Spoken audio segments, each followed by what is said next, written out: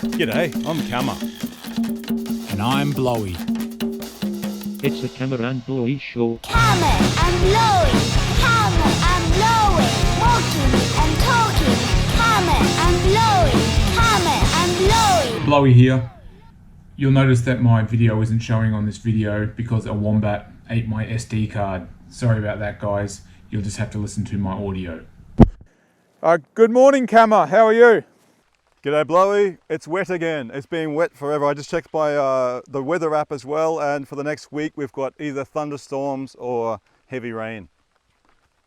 Yeah, well, I'm just here in Melbourne again, just in my backyard, and we've got massive cloud fog here. It's just foggy. It's amazing, just all through the Maribyrnong River here. It's just a big fog cloud, but yeah, it's quite interesting looking. Yeah, nice. The last couple of days here have been a little bit colder actually, because it's been really hot and steamy, and there's like all of our clothes that we haven't been wearing, they're just hanging up. They've got all mold and stuff all over them. Like, it's super humid here. So this has been a nice change to get that. The rain has really cooled things down, I think. That's good. Oh, Kama. Yeah. I'm just sorry, mate. I've done it to you again. I forgot to put my phone on flight mode. I'm getting another call. Hang on. Oh, who is it? Hang on. Oh, it's Eagle. Hey, Eagle. How's it going? Hey Joe, how are you doing? Can you hear me? What are you doing? Good. Mate, I'm just going for a walk with my brother, Kama. You know Kama, don't you? Yes, I do. Have I interrupted your two conversation again? No. Again. Oh, look. We love talking to you, Eagle. Oh, hey David, how are you doing? How you going, mate? Yeah, long time no see. It is. Since last your getaway fairway park party. Oh, yeah. That was almost That's a year and a right. half ago. Yeah. I can't believe the time flies. Yeah. Hey, Eagle, just before we start, you're on the Camera and Blowy show, so welcome. Yeah. But I love your name. Tell us about your name. Oh, okay. Everywhere I go, I have to emphasize it's my real name. It's in my passport, on my driver license, on my birth certificate. So it's not a nickname, because everyone thinks that Asian has that luxury, they can choose their own name. But not me, okay? Not me. Remember that wasn't me. That was my parent name my name as an eagle. But the good thing is, this name it's awesome, because it's so easy to find a job. I'm always on the top pile of the resume, no matter where I go. So, if you want, I heard about that. If you want to name your kids closer to letter A, gives you good luck. Hey, have you heard about that? No. Tell us about it, Eagle. Like Bill Clinton, or very close to letter A. That's why he become president. It's purely luck. Yeah, that's what I heard. And so you don't have a nickname, do you, Eagle? Name? My name is Eagle. Nickname. Nickname? No, you don't have a nickname, though. No, I don't Yeah. have a nickname yet. I'm going to find me another nickname, Right. like Mark.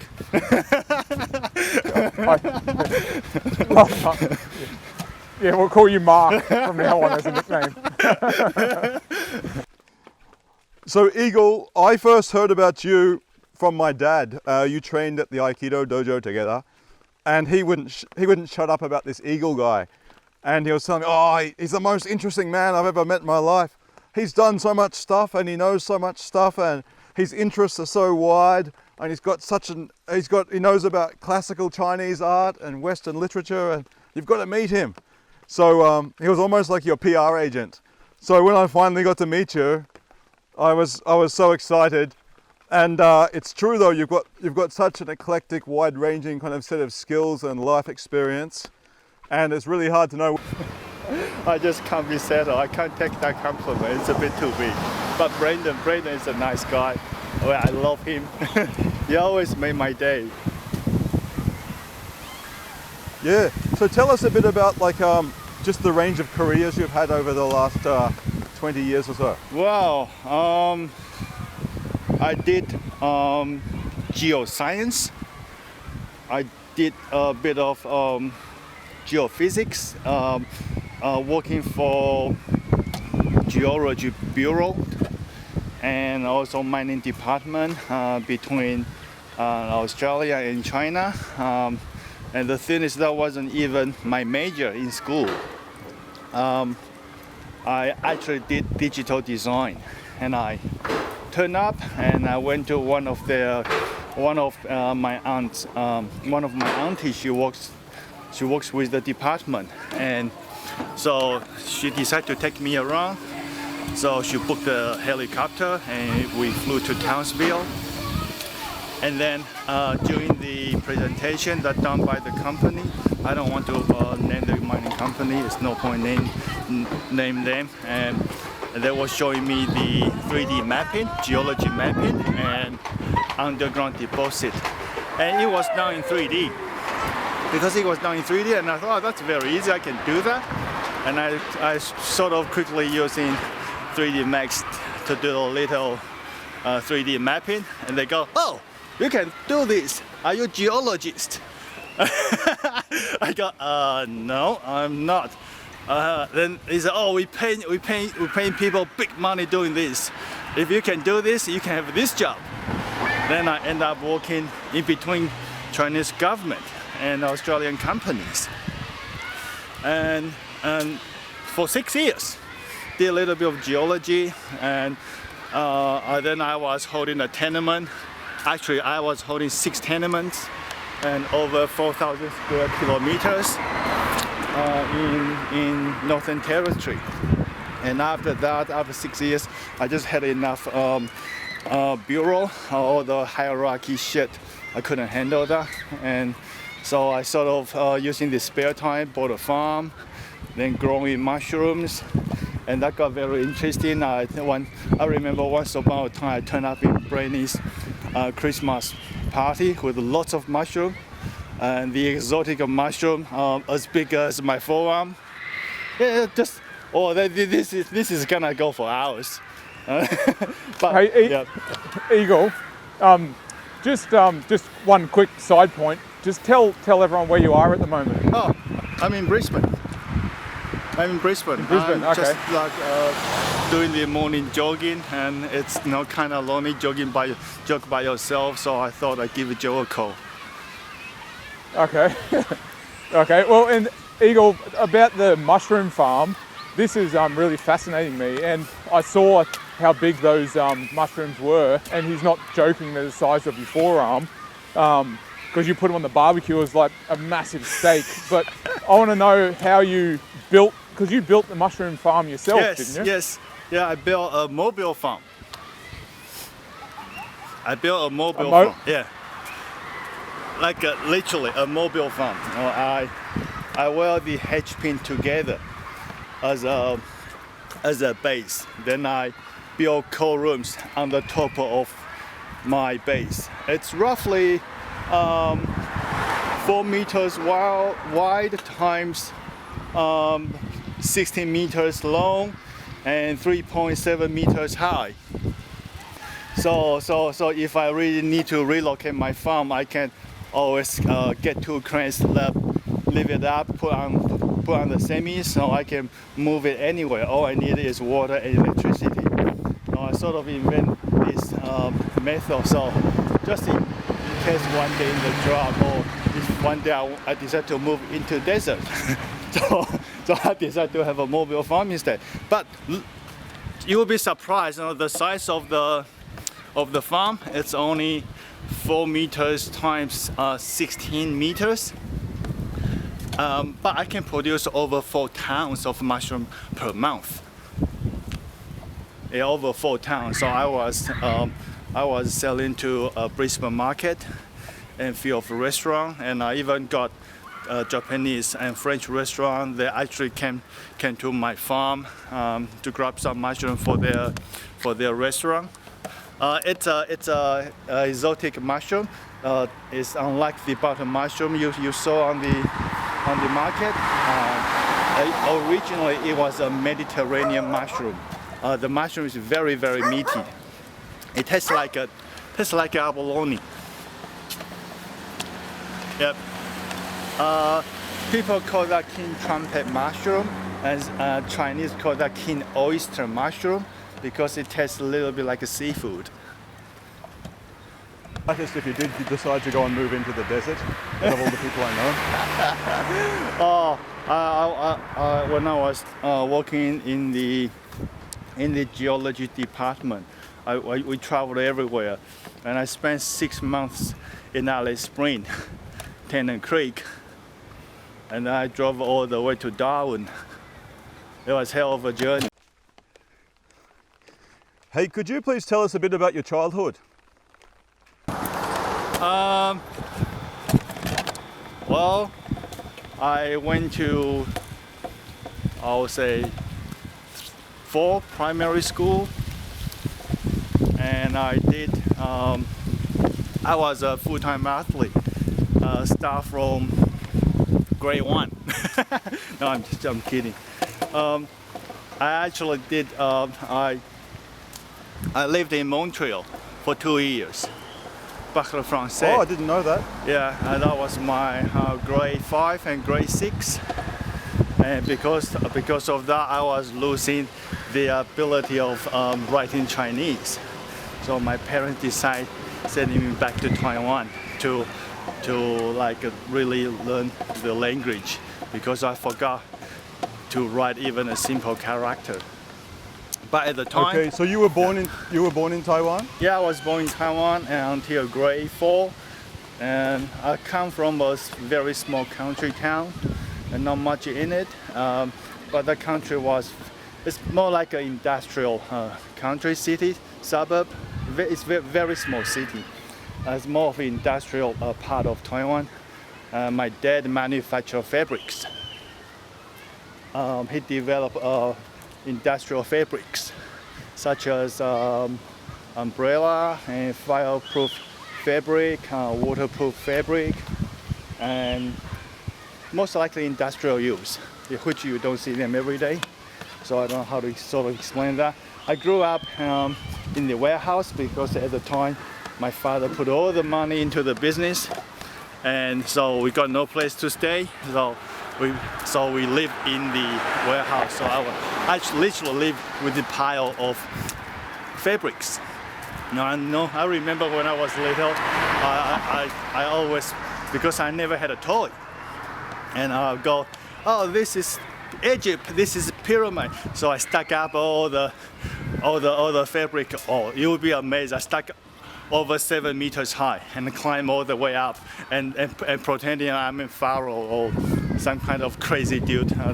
But my childhood, I actually literally grew up in the warehouse. and then my father bequeathed from his father 2 apartments. So we end up having finally a place to live. And he said, oh, Eagle needs education. So they want me to learn some English. But the funny thing is, Montreal doesn't speak English at all. So I literally learned no English in Montreal. Only learned a little bit of French. And then so my father sold 1 apartment, and that paid for my tuition and school and living in Montreal during those 2 years. Yeah, that would be my primary school. And then I came back from Montreal because I was forgetting Chinese, but I never used to study because sometimes French, sometimes Mandarin, your brain will be so busy. You just never had the time to study. So because I went overseas, and after you get into ocean, it's hard to be back into the pond. So my teacher hates me because every time when my teacher made a mistake, I will stand up and correct him, and he doesn't like it. He still doesn't like it because I'll offend him. without any intention. Because of that, that just made my primary school harder. So I end up spend most of my time during my punishment. My teacher always say, you made this mistake, you disrespect your teacher and you offend people, and the punishment is wrong school block 20 times, you know. And that became one form of my punishment. And because of that, I got a lot of exercise, a lot of sun, and I didn't really need to sit in front of the desk and study. I kind of enjoyed it. So I spent most of my time running the school block, and I got healthier and stronger. Then they put me into national team, literally national team, to play field hockey, the field grass hockey. And because of that, because we were the first one in Taiwan, we won the first prize in Taiwan, and that got me come to Australia when I was the age of 14. And government paid for everything, so we had a few games in Canberra. Then government paid for us to look around Australia, and we traveled all the way from Darwin to Melbourne, pretty much the entire East Australia. And I got in love into the country because of the space. Well, because you don't see anyone, you hardly see anyone. I got no one to offense. Yeah, and then I decided to quit national team and start my study journey in my life. I think it's a time to start it. No, you just can't do sports forever and without any forms of proper education. And that's how I basically moved to Australia in the age of 15. Yeah. And yep, that's good, Eagle. And oh, sorry, were you gonna? Have I bothered any of you, or Yeah. because you guys are very No. quiet? No, we got to be quiet so we don't keep talking over you. But that's a good story, and I like how you used the punishment as a positive thing, running around the block and getting exercise and a bit of sun. It's a good punishment. I remember they made me to run over 10K per day. So Eagle, then once you came to Australia, what did you do when you arrived in Australia? I started to play hockey, and then I moved to golf. So it was an education agent, and said there was a good school in Jumbumba.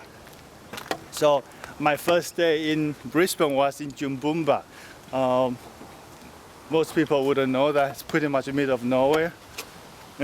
We've got relatives in Jumbumba. Really? Yeah, we've got family there. It's almost in the middle of nowhere.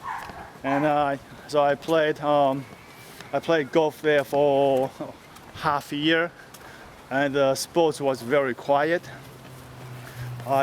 Different to my expectation, because when I was doing hockey, sprinting, it's all fast, aggressive motion, but with the golf, there's just nothing like it. So after half a year, I sort of losing my interest, and I decided to quit sports and just make up in my study. And then I went to Griffith University. But I was doing very good. No, I finished my master's degree when I was 21 and a half. I was doing very good. Because I remember at the time I can barely speak English. I can barely speak English.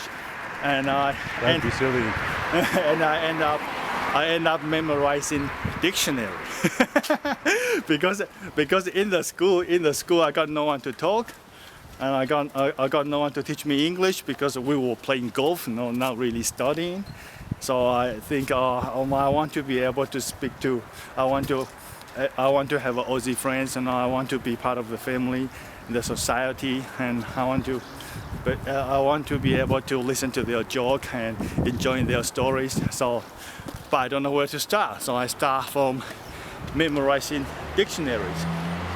When you were doing that, Eagle, were there any words that you encountered that you really liked, that you thought, oh, this kind of like encapsulates a concept or something that you didn't really have a word for in your own language or anything like that?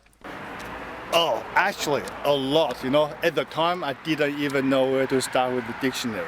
No, I should have known memorizing the vocabulary, the word with the star right next to it. That would be the common word. And I didn't go with that. I remember all the useless words, because I start from letter A. You know, I remember I was memorizing the word called anthocyanin. I said, what is that? Anthocyanin, that's a big word. It must be important. I better remember that. Until now, I still remember that. And I bet most of Aussie don't know what the hell is that. But I can tell you, it's a plant pigment. Yeah, it's a plant pigment for photosynthesis, and that's very good for your body. You're gonna need it, and that only exists in plant. It doesn't exist in meat because it's a plant pigment. The pigment, the color for purple. Yeah. Oh, sorry. I actually don't know where to start because I got a lot of useless informations. Well, let's go from the dictionary to slang. Are there any like slang expressions or idioms or anything that you really like? You can't find slang in dictionary. There's no slang in dictionary unless you. But I'm sure, fast forward to talking to my father, I'm sure he taught you a few expressions. Yeah,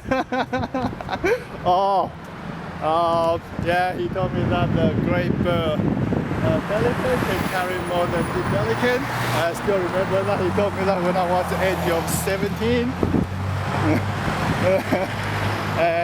What was that? A pelican can carry more than your belly can. Yeah, it is big, and he also says, what will be the last thing that grasshopper see before it hits the windscreen? So it's a bit windy here. Can you still hear me? You're a bit windy. No, it's gone really windy. But hey, so Eagle, when I was in my 20s, I went to mainland China for the first time. And when I was there, oh, it was amazing. It was like, at that time as well, this would have been late 2003.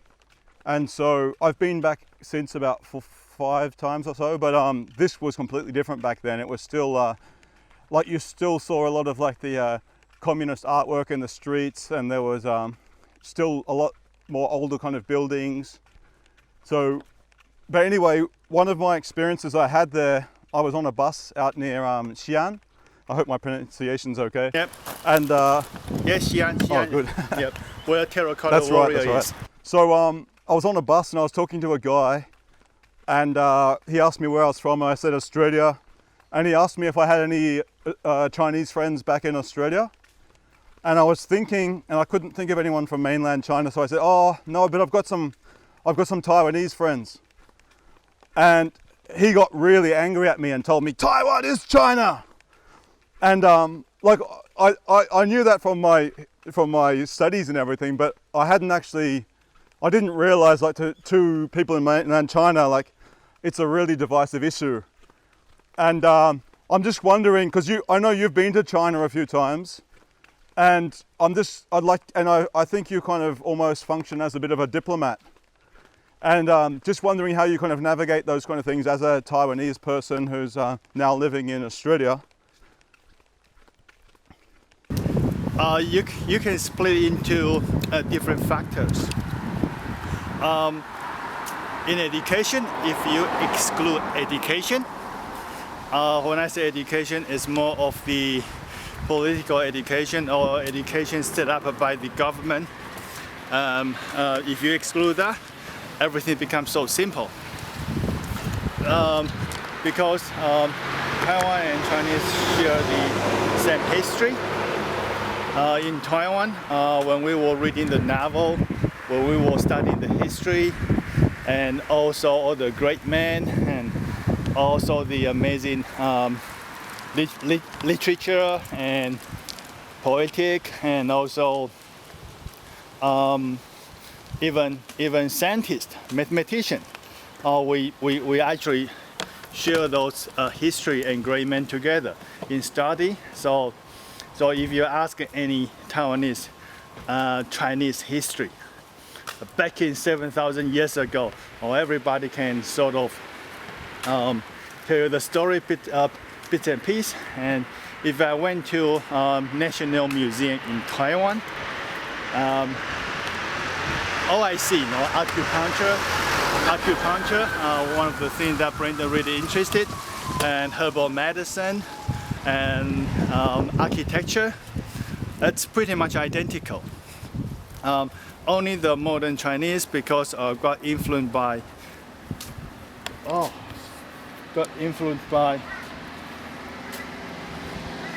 Hello. Yeah. Can you hear me? Yep, I can hear you now. Yep. So, yeah. Sorry, I got an interrupted phone call. I switched that off. Yeah.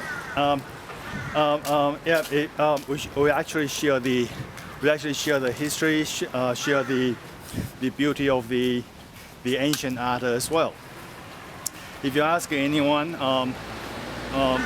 everyone can pretty much give you a good tale and good mythology. We even share mythology. So, and the thing is, these stories, mythology, history, it's over 7,000 years. You know, if you talk about that, no one had issues, and everyone. I remember I was talking of a kung fu novel. I met a girl in Xi'an, and she really into kung fu novels, and we were having chat of kung fu novels for hours, for days, and that was written by Chinese. So no one had any problem. People have no problem. Businessmen have no problem, as long as you don't talk about politics. So when I was working in China, I had no problem with them or with any of them, and they thought I'm in Chinese, and I thought they are Chinese. so we never had issues. Most of my experience was very good, and I think it's because it gets very complex, this global climate, with the States, with the Russian, with the European, and that just really cloud your perspective. But if you're looking in the human perspective, it's pretty much identical. Does that answer your question? Yeah, that was great. Yeah. That's good answer, Eagle. So let's fast forward to now, because I'm sure you could talk for 6 months telling me of all the different things that you've done and things you've invented and jobs that you've worked. But what are you working on now, Eagle? I'm not doing too much. I'm going to be a full-time artist. So I sit on my couch most of the day doing painting. Now it was very funny. I actually went to apply a job in National Art Gallery to be curator. I actually submitted my resume for that. But I've got a few nice references. But still, I don't think I'm getting the job. So I might go back to study PhD in art, in visual art, and do a few more study. And I think I'm more into that because I just had enough with all the bureau shit and hierarchy. Those comparison and competition, it doesn't really grow your perspective. You know, it only wears you out. So I want to develop myself even further. Doesn't matter in intellectually or spiritually. So I think that's the beauty of this country, because people are really focused on self-development. So that's what got me. That's the first got me into Australia. So I'll keep on tracing that part of my career in my life. It's more of a journey. And because so you want to you've got plans to retire early, don't you? And just paint once you've retired. Yeah, I just want to paint. I just want to paint everything. What's this I hear, Eagle, about you painting your ceiling? No, it's 16 square meters. And Eagle, you're going to share some later on. We're going to post it later, but you're going to share some pictures of your magnificent artwork, aren't you? Yeah. I'll share some of my mural that I'm doing. It's only a start. No, I'm only using the spare time during this pandemic. Okay, so you started at the start of the pandemic, did you? No, I didn't start the pandemic. Oh. I start my painting during this pandemic. Yep. I know I look Chinese, don't fool me. And Eagle, so go, Joe. Oh, sorry, Camera. I was going to say, so and you're making muffins as well. Yeah, I made Chinese herbal medicine muffins, and I made kale, turmeric, also maca muffins. I sold whole containers of muffin to Hong Kong. Probably this month I'm selling another container to Taiwan. It's an exotic flavor. That's another story. It's a very interesting story.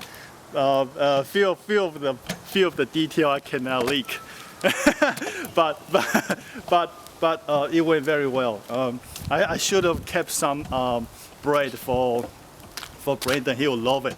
I actually made a dark rye loaf with Chinese medicine called radix and some goji berry and basil seeds, and it turns up just absolutely beautiful.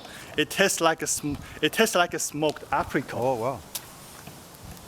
Yeah, it actually tastes like a smoked apricot, and you don't taste the bitterness from dark rye. Yeah, so it actually went very good. One of my friend client bought 30,000. 30,000. Wow. Yeah, like in a week. I was very surprised. Wow, this is just only for my appetite. I can't believe it. I can't believe I can sell that. So I got a certified factory in Waco to do the production for me. Wow. Well, Eagle. Well, next time when you're down here, I'll spare you some. It's absolutely beautiful. When are you coming back, David? Okay, well, Eagle, thank you so much for appearing on the Camera and Blowy show. We have this thing when we sign off, we punch our cameras, okay? So, okay. But don't punch it too, Eagle, don't punch it too hard because I know how strong you are. Yeah. You might break your expensive camera, so just pretend to punch it because we don't want to break your camera. Oh, okay. Yeah. Oh, when do I start? I Three, just did it. 3, 2, 1. Boom. It's the Camera and Blowy show. Hammer and blowing, hammer and blowing, walking and talking, hammer and blowing, hammer